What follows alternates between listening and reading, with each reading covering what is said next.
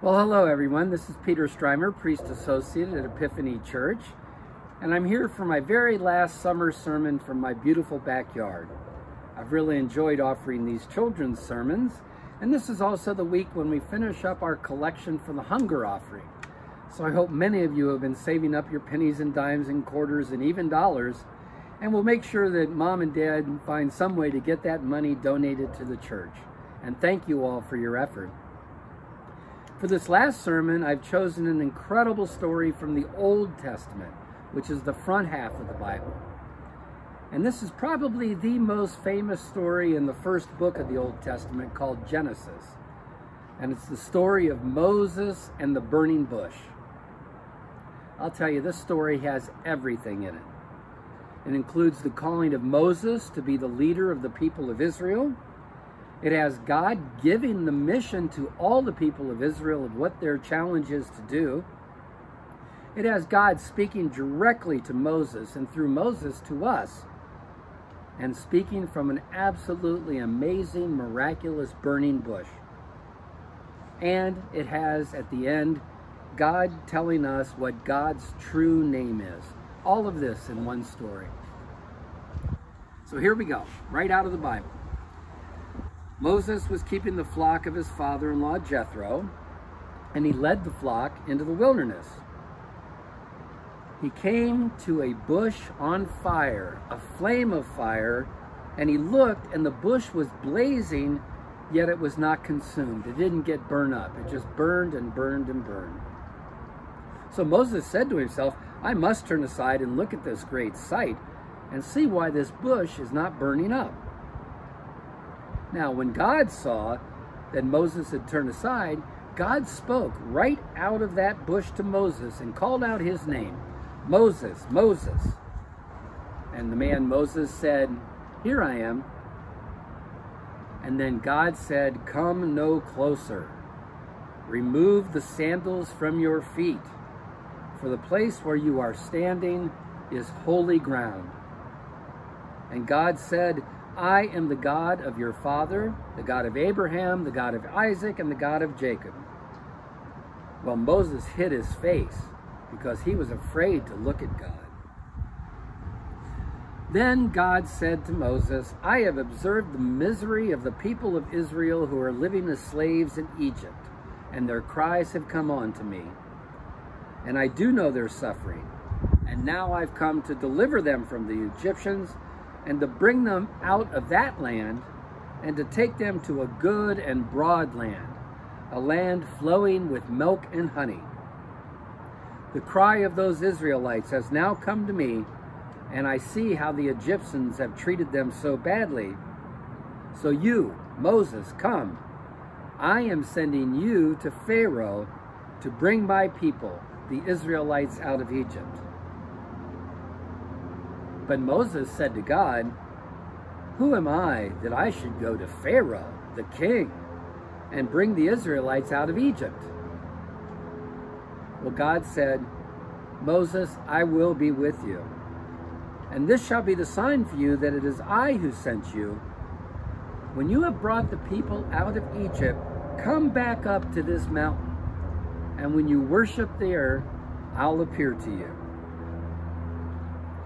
Well, Moses said to God, Now if I come to the Israelites and I say to them, the God of your ancestors, the God of Abraham, Isaac, and Jacob, has sent me to you, but what if they've forgotten who those were, and instead they ask me, well, who is this God and what is that God's name? What should I tell them? And God said to Moses, I am who I am. Period. God also said, And you shall say to those Israelites, The Lord of the God of your ancestors has sent me to you, and this is my name forever, and this is my title for all generations. Tell them simply, my name is, I am who I am. Wow, what a wild story. Well, it's called the story of the burning bush because when Moses is in the wilderness, He sees the bush burning brilliantly, and yet the fire doesn't consume. It doesn't burn up the bush. It just burns and burns and burns. And then God speaks with God's own voice directly to Moses and tells Moses what it is he's supposed to do with his life. Up until then, he'd been a shepherd, but now he's going to be the leader of the people of Israel. And his job will be to lead them to freedom, to a land of milk and honey. Moses had never heard the voice of God before. And so it's understandable why Moses would ask this God who's speaking from this burning bush, "Who should I say that you are when I go to the children of Israel?" And what does God say? "I am who I am." That is probably the strangest and most profound name that anyone has ever spoken. Of all the names for God, the strangest and most wonderful is, "I am who I am." That sums it up. God is who God is. God is. God is all being, and no other explanation is needed. And "I am who I am" gave Moses the job of his lifetime, the job of setting people free. Well, in so many different ways, each of us uniquely hears the voice of God calling to us and directing us what God would have us do. Now, maybe it doesn't come to you in a burning bush. Maybe instead you heard God's voice in a book that you read. Maybe in a book somewhere or in a story, you heard someone saying what might become of you when you're older, and you chose that to be what you want to be when you grow up. Maybe you hear God's voice in the love of the family you have around you, and that love of the family that surrounds you is something you now have in your heart, and you can now give away to the rest of the world.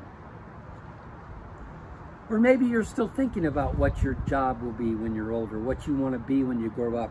Maybe it'll come to you when you start back to school in one of your online classes, and your teacher opens up a whole new world to you.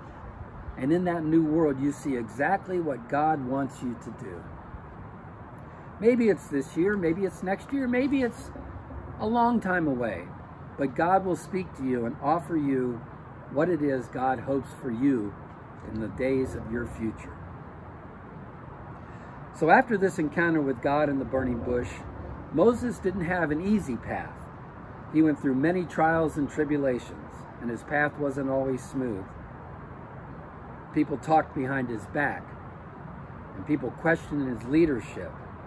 But he pushed on and pushed on and on until he came to a mountaintop, and from there he could see the promised land that God had told him about. So, here in my last sermon for you, I hope that you find your path, and I hope it leads you to a mountaintop from where you too can see a promised land, a place our great God, whose name is I Am Who I Am, has prepared just for you. Welcome back to Craft Time. I'm Naomi, and today's story was from Exodus chapter 3, verses 1 through 15. And in the story, we hear about how God appeared to Moses as a burning bush. So you might have guessed it, today we're going to be making a burning bush. And here's my version of the burning bush.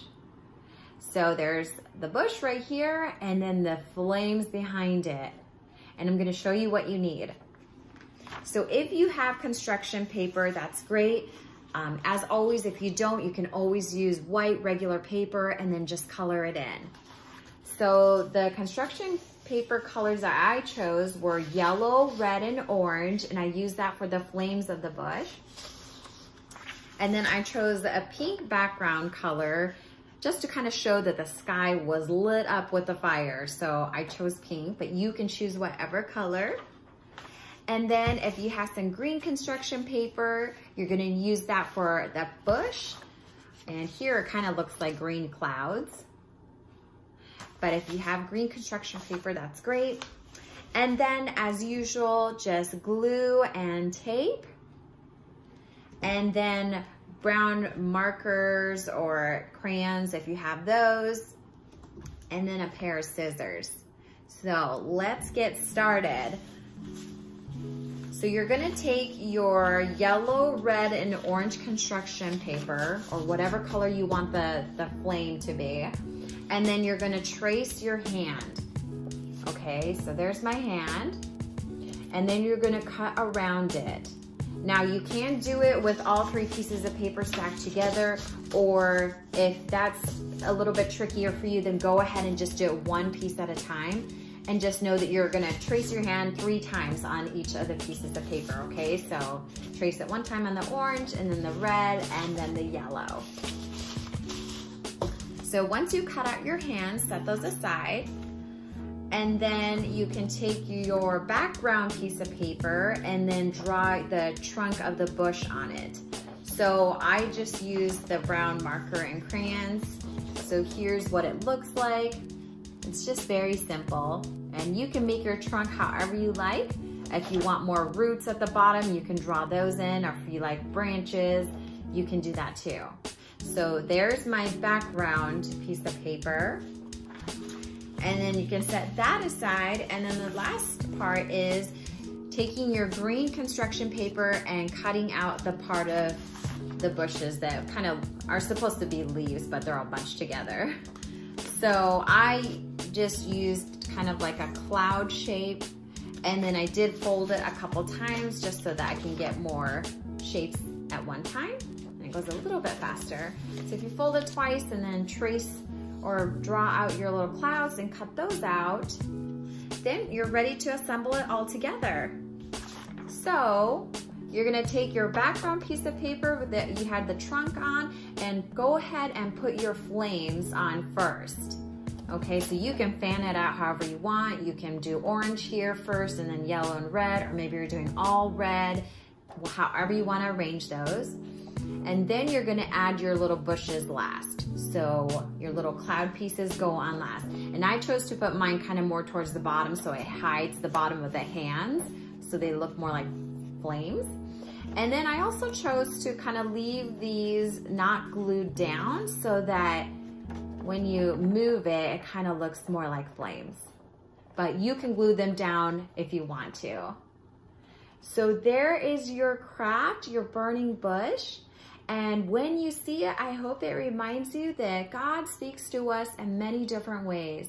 God spoke to Moses through a burning bush, but maybe God speaks to you through your parents, or maybe a close friend, or maybe it's through a beautiful sunrise or sunset. And I hope that we're always listening for God. Have a fun time making this craft. And if you ever want to share your crafts with me, you can always take a picture and send it to the church. And then we can see it and use it in a future video sometime to show everybody else the awesome artwork that you guys are creating. See you later.